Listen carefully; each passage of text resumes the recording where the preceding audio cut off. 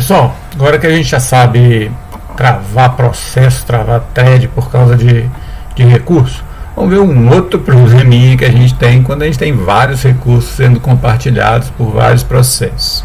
É chamado de deadlock, né? Deadlock, traduzindo, seria a trava da morte, deadlock, né? Para a gente entender, eu fiz um desenhozinho aqui. Vamos supor que eu tenha duas threads ou dois processos que consigam compartilhar dados, né, na área do núcleo, talvez, alguma coisa sendo compartilhada entre eles. Entre esses duas threads ou dois processos aqui, são essas engrenagens. Eu tenho dois recursos, né? Recurso pode ser qualquer coisa, pode ser hardware, pode ser... Normalmente o compartilhamento de recursos é feito através de memória, né? Então, basicamente, duas áreas de acesso restrito aqui, duas regiões críticas alocando nesses processos, né, duas regiões críticas nesses processos, alocando esses dois recursos aqui de alguma forma, em algum momento. Tá? Aí o processo, a thread B, o processo B, ou o thread B aqui, consegue alocar o recurso 1 aqui. E quase ao mesmo tempo, logo depois, antes da thread B ter que conseguir fazer qualquer outra coisa, a thread A consegue alocar o recurso 2 aqui. Até aí tudo bem, os dois processos ainda estão na fila de prontos, ainda estão prontos para serem executados, não travaram ainda.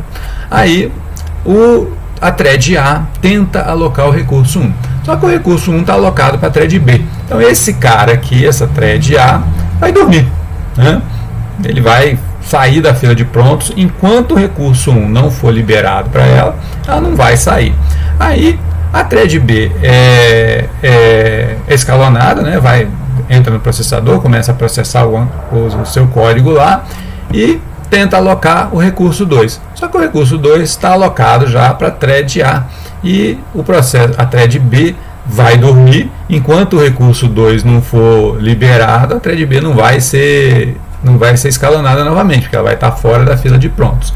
Então o que acontece? A thread B está dormindo, esperando pelo recurso 2 que está alocado para a thread A. E a thread A está dormindo, esperando pelo recurso 1 que está alocado para a thread B. Todas as duas threads estão fora da fila de prontos, nenhuma das duas vai ser escalonada, todas as duas vão ficar na fila de espera pelos seus respectivos recursos, e as duas threads morreram. Elas não vão sair nunca, porque elas dependem de alguém que também está morto, que também está parado, né? Então esse é o deadlock. Tá? Esse problema ele foi descrito inicialmente, o artigo que descreveu esse problema descreveu de uma forma bastante peculiar, e ele ficou conhecido como o problema do jantar dos filósofos, porque a pessoa que descreveu esse problema pela primeira vez na literatura da ciência da computação, ele descreveu dessa forma: suponha que você tenha 5 filósofos jantando. Os filósofos pensam um pouco, daí pegam o garfo da direita, pegam o garfo da esquerda, porque eles precisam de 2 garfos para comer macarrão, aquele negócio de enrolar um no outro assim, talvez, né? Então eles pegam o garfo da direita, pegam o garfo da esquerda, comem, devolvem os garfos e voltam a pensar. Essa foi a situação inicial. Se ele tentar pegar um dos garfos e não tiver ali na mesa, ele para e fica esperando o garfo estar liberado para ele poder comer. Então ele fica esperando a liberação de um garfo. E aí o que acontece se o filósofo que estiver sentado aqui pegar esse garfo aqui, quase ao mesmo tempo, o que está aqui pegou esse, o que está aqui nesse prato pegou esse, o que está aqui nesse prato pegou esse.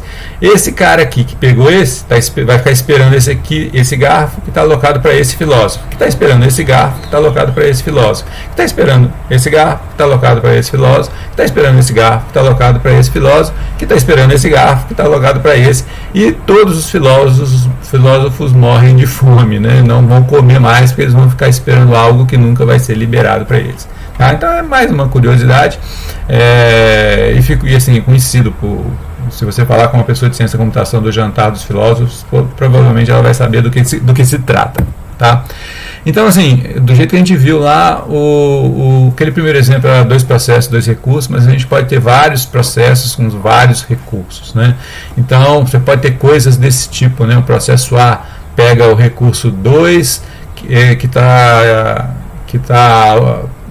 causando a espera do processo 2, que pega o recurso 3, que está causando a espera do processo 3, que pega o 4, e fechou um ciclo aqui de todo mundo esperando todo mundo, né? A gente tem duas formas de de lidar com esse problema, ou a literatura cita duas formas principais de lidar com esse problema. Tá? A primeira é tentar evitar que haja deadlock, né? Tentar evitar que esse ciclo aqui ocorra, né? Uma forma de fazer isso seria alocar sempre as coisas em ordem. Olha bem, vamos voltar lá naquele primeiro problema aqui, esse aqui, né? Que isso aqui é mais simples. Se todo mundo que precisasse do recurso 1 e do recurso 2 alocasse nessa ordem, 1 e 2, esse problema nunca ocorreria, né? O processo A ia tentar alocar o recurso 1, ia conseguir, vamos supor. Aí o processo B não ia alocar o 2, ele ia tentar o 1 e não ia conseguir, ia ficar esperando. Então o processo A ia conseguir pegar o 2, trabalhar, liberar os 2, e o processo B ia poder continuar, né? Então isso é uma possibilidade de resolver o problema. Não é muito trivial fazer isso, assim, falando parece fácil, mas se você pensar num programa, a ordem que os recursos vão ser alocados, e às vezes você está num loop, você nem tem essa ordem, né? Você tem uma sequência e você poderia, dependendo de onde você começou, você tem uma ordem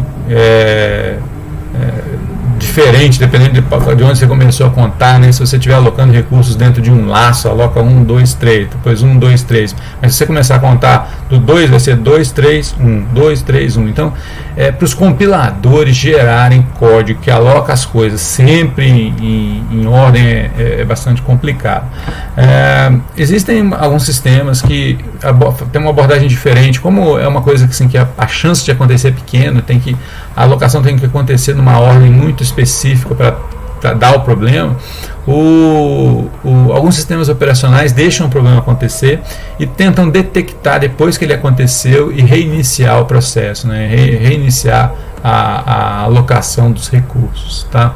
Então, isso é visto em teoria dos grafos, né? O que você vai querer, se você tiver um gráfico, assim, de recursos e processos, igual nesse desenho aqui, em que um processo, uma setinha para um lado significa que o recurso está alocado para um processo, e a setinha para o outro indica que o processo está esperando pelo recurso. Se você conseguir fazer um caminho circular nesse grafo, significa que você tem um deadlock, né? Você detectou um deadlock, e aí você pode tomar medidas tipo reiniciar o processo, liberar recursos, e reiniciar algum processo que tivesse alocado aquele recurso. O sistema pode tomar alguma medida para resolver o problema depois que ele foi detectado, tá? Então, programação paralela é muito importante, é onde a gente consegue tirar desempenho hoje em dia dos sistemas computacionais, mas tem bastante problema de programação, e são erros difíceis de detectar e difíceis de corrigir, mais difíceis de detectar, eu diria. Ok.